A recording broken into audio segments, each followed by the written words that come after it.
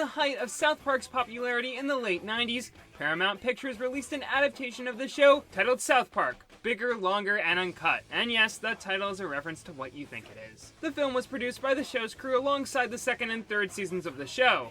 That may be a factor as to why those seasons were as mediocre as they were, since the film is far better than anything the beginning of the series had to offer. I've said before that this film is where South Park went from being pointless and crude to being more poignant and hilarious. I cannot do it enough justice alone. So joining me today to help review this film is JEM Reviews himself.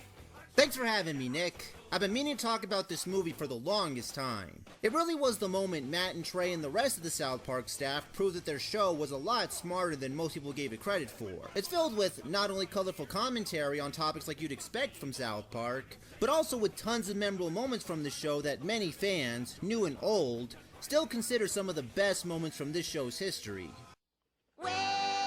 We'll get to that eventually, but considering how long the show has been on the air and how many moments from this movie still stand out, it's safe to say this movie highlights all the best qualities of South Park. Let's waste no more time and jump right into this movie, starting with the story. The basic plot of Bigger, Longer, and Uncut takes elements from previous episodes of the series, but significantly raises the stakes. Cartman, Stan, Kenny, Kyle, and his brother sneak into the R-rated Canadian film Terrence and Phillip Asses of Fire, a cinematic experience that is non-stop swearing and fart jokes. In other words, the first thing that you would probably think of when you hear the words South Park movie. The boys begin to use the naughty language that they learned from the film, much to the dismay of their mothers. The moms band together to create Mothers Against Canada, a group that protests the film and eventually leads to a war between the United States and Canada. Meanwhile in hell, Satan and Saddam Hussein are planning to take over the world once the blood of Terrence and Phillip touch American soil. So it's up to the boys to stand up to their mothers and save the world from screwing itself over. Okay, this plot sounds like it makes no sense when I say it all out loud, but trust me, it's actually quite comprehensive and enjoyable. The film's themes of bad parenting and censorship fit in very well with everything that South Park stands for, and the movie does a good job making fun of them and pushing them to their extremes. Children's futures! You started a war. You have to stop it. To make them safe again.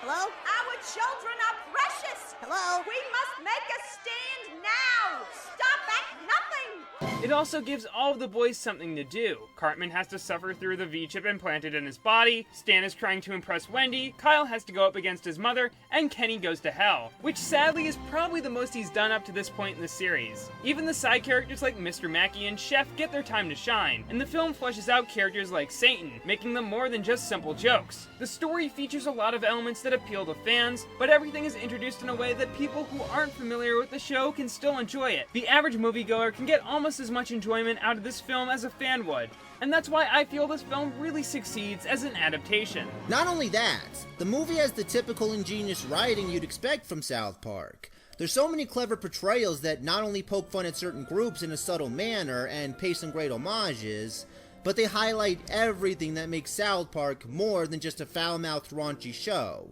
The portrayal of the devil, for instance, while entertaining and a threatening antagonist, is hinted to be so evil and ruthless because behind closed doors, he's very soft and weak-willed. And the staff made an excellent choice putting him in a relationship with Saddam Hussein, one of the most feared and evil dictators of his time. Because truthfully, I could see Saddam being controlling over Satan. Also, making Satan a homosexual, while I could be stretching this a bit, is also a really clever jab towards how Satan would be because he's the Antichrist. One of the most well-known passages of the Bible is Leviticus 18:22, which says homosexuality is wrong.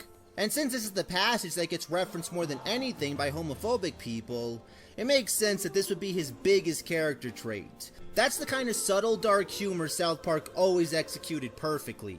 And the V-chip implanted into Cartman, while being a clever homage to A Clockwork Orange, is also done to send another message about the show itself. See, Cartman was the most memorable character throughout the show, seemingly because he was a foul-mouthed, eccentric, racist, evil child. And for the most part, he was where the majority of their quote-unquote toilet humor came from. But what they do here is they take that element away from him. Now he can't swear or anything. But despite all of that, he's still absolutely hilarious. So South Park was using this to show that their humor is not just based off of toilet humor. Every single character has a charm to them, and that's why people remember them. So as Nick pointed out, giving them all their time to shine allows the full charm of this show to come out. That's a good example of how this film really evolved the South Park franchise, by being more than what was expected from it. Another great example of that is the opening sequence of the film. The first swear word is uttered 5 minutes in, and prior to that, this feels like another movie entirely. It really does. It's upbeat, it's cheerful, it's actually like a kid's show on Nick Jr. or something. And this is their way of poking fun at how people wanted their show to be, despite it being a TVMA show. Hell, even the Terrence and Phillip movie, you can argue, was them poking fun at the people who'd probably be seeing this movie, despite knowing the content is filthy. The audience's disgusted reaction to it, despite everything in it being exactly what you'd expect from an R-rated comedy, begs the question, why were you even watching it when you knew it was gonna be like this? This topic was pretty relevant to South Park during the time this film was made, since many groups of parents protested against South Park when their kids ended up watching it. They make this the driving force of the film, which is a good way to make fun of it. If I have one gripe as to how the parody was handled, I feel like the creators tried to have their cake and eat it too. They simultaneously make fun of parents who complain about R-rated movies, while also starting out their R-rated movie in a way that would probably make parents think that it was rated G. I know that South Park does this kind of stuff a lot, and it doesn't really impact the quality of the movie, but I do think that it keeps this film from being an absolutely perfect parody. Nick is correct, it's one of the few blemishes the movie has. Luckily though, they would make up for that with other perfect parodies. In fact, the majority of their perfect parodies and colorful commentary came from one surefire way to make sure everyone, whether knowingly or not, would remember everything that they were saying. Through song. Many of these songs are made to represent something that's been associated with South Park throughout its, at the time, short lifespan. But not only that, most of the songs are also used to further the plot and result in very important plot points. Blame Canada is about the parents who let their kids watch South Park, but instead of blaming themselves for letting their kids watch it, their kids start to emulate it, they just blame South Park. Don't blame me for my son Stan. He saw the darn cartoon and now he's off to join the Klan. But it also shows the formation of Mothers Against Canada, which would cause the events that led to Saddam and Satan's rising. Kyle's mom's big fat was used to once again openly mock how people saw South Park, but it also results in Cartman getting implanted with the V-chip, which would be crucial for South Park's victory against Saddam and Satan. And Quiet Mountain Town is used as an open mockery of how many parents wanted South Park to be like. But it also shows the boys seeing the movie that would be the trigger of all these horrible events happening. I agree with almost everything that you've said. The songs are by far the best part of the movie. They work well as not only fantastic South Park songs, but also as great Broadway tunes in their own right. With songs like Up There, it makes perfect sense that Trey Parker and Matt Stone would eventually end up making their own Broadway musical. The songs have a lot of subtle references to them too, like how Up There is basically a Disney Princess I Want song, and how La Resistance is a parody of One Day More from Les Miserables. The only thing that I disagree with you on is that all of the songs are memorable. Do you remember the reprise of La Resistance that the mole sang before he died? The mole sang before he died? Right, I didn't remember that. It's forgettable for sure, but it's also the shortest song in the movie, and I still believe that all of the other songs, even the ones that simply consist of swearing and gay jokes, are worth a listen, even outside the context of the film. That's certainly true. I'd even go as far as to call some of these songs underappreciated for how smart and catchy they are. But that's not the only thing you can argue is underappreciated. The movie's animation is phenomenal. Granted, the movie had a $21 million budget, and I'm sure that helped out a bit more than the budget they had on their episodes. Well, it probably isn't all that good anyway. Cartman, what are you talking about? You love Terrence and Phillip. Yeah, but the animation's all crappy. But they went above and beyond with it. The bombing of the Baldwins is wonderfully executed, the War of Hell and Earth is so adrenaline rushing, and there's, of course, hell. I mean, this representation of hell is one of the best representations I've seen. Even better than Futurama's representation. Yeah, I said it, fight me about it. But it's simply wonderful.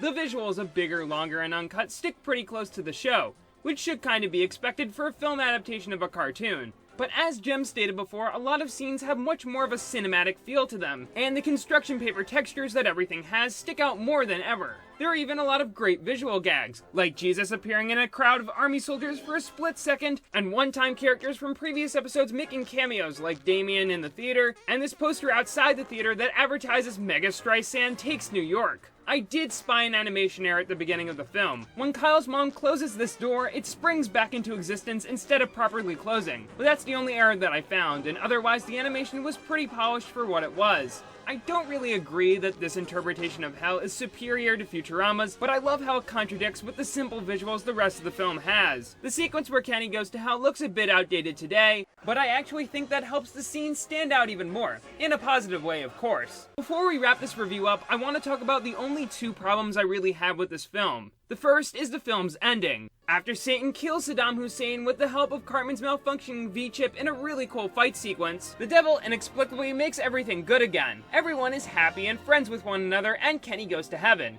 It's kind of odd for South Park to end something on such a satisfying and happy note without any repercussions. I don't outright hate the ending, since the reprise of Mountain Town that accompanies it is really enjoyable, but nevertheless, it wraps the film up too quickly and too easily. I guess I could see that. If I could offer an explanation for that, though, it'd be because of how South Park wanted to portray Satan. For the majority of the film, he's portrayed as the main antagonist, but having the film end with him killing Saddam and restoring everything like that makes him seem more like an anti-hero. But even then, I think they could have stuck a little closer to their roots for the ending. This movie's depiction of Satan is one that I really enjoyed. Making him the most rational and sympathetic character in the movie was really funny, but I don't think it excuses the film's half-assed attempt at an ending. The other problem that I have with this movie is that I don't know when it is supposed to take place. Through context clues, I'm led to believe that this movie takes place before the series, and that this is where the boys first learned how to swear, something that they do consistently in the show. However, the film references some events that happened during the run of the show, like Kyle knowing that Ike is adopted and Canadian. Then there are things introduced here that are never brought up again in the show, like Kenny being a ghost and going to heaven, and Kyle being able to hack into a government system, as well as things that are straight up retconned, like Saddam Hussein appearing as a character in the Terrence and Phillip show, in the episode Terrence and Phillip and Not Without My Anus, but in the movie he exists in the real world. You could just disregard this film as not being canon to the show and just being its own separate thing, but the show references this movie in episodes like the new Terrence and Phillip movie trailer. The trailer that the episode revolves around features a sequel to the movie featured in Bigger, Longer, and Uncut. I know that this movie was produced around the time when Kenny was still dying every week on South Park, but if your movie is going to be an adaptation of a TV show, I expect it to tie in with the show, especially when you're constantly referencing it throughout the movie. Yeah, I honestly could see how that would be a bit distracting. Luckily though, stuff like that is pretty forgivable as long as the movie holds up well, and this one does. It's probably one of the best film adaptations of a show ever. Yeah, South Park Bigger, Longer, and Uncut was not only a great adaptation, but a great film in its own right. Its themes were relatable and surprisingly well thought out, and its music desperately makes me want to own this film's soundtrack. I have a few issues with the film, like a few things I didn't find super hilarious, the poor ending, and the poor connection to the show, but I can easily look past them, and I still love the heck out of this film. It's rare for me to say something like this, but I'd highly recommend seeing the movie first before seeing the first 3 seasons. While I wouldn't say I hate those seasons, they don't show the sheer brilliance behind South Park. This, in my opinion, would be the best introduction to the series, as well as from season 4 onwards. Hell, even Matt and Trey themselves admitted they weren't fans of the first 3 seasons. If anything, I'd argue this movie was where they found their groove. I agree wholeheartedly. This film, along with a few other episodes, would set the groundwork for South Park's future formula of making fun of people and topics relevant at the time. Without it, I doubt the show would still be in production today. There's a reason this show is considered a legend in Western animation. It knew what worked for it, and it knew how to discuss what it wanted to discuss without having to be manipulative or resorting to the least common denominator, something we're very accustomed to seeing in the majority of adult shows nowadays.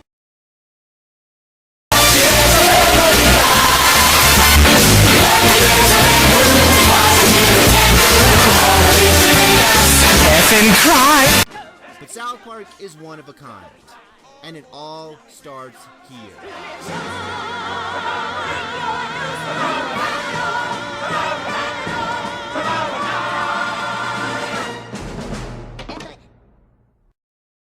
And that about wraps up this video. Once again, I'd like to thank JEM for joining me for this one. Please go check out his channel if you haven't already, and be on the lookout for a video with me in it sometime in the near future. I know that I was going to post a big update video this week, but the video I was going to release it with got pushed back a week, so you're all going to have to wait an extra week for that.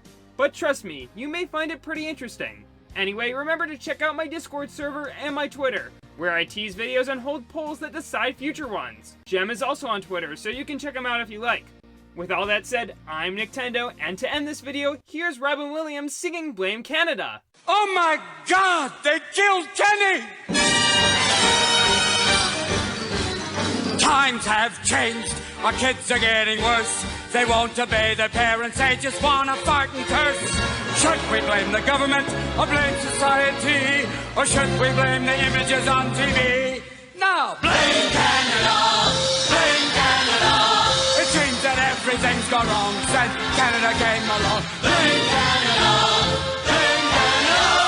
We need to form a full assault!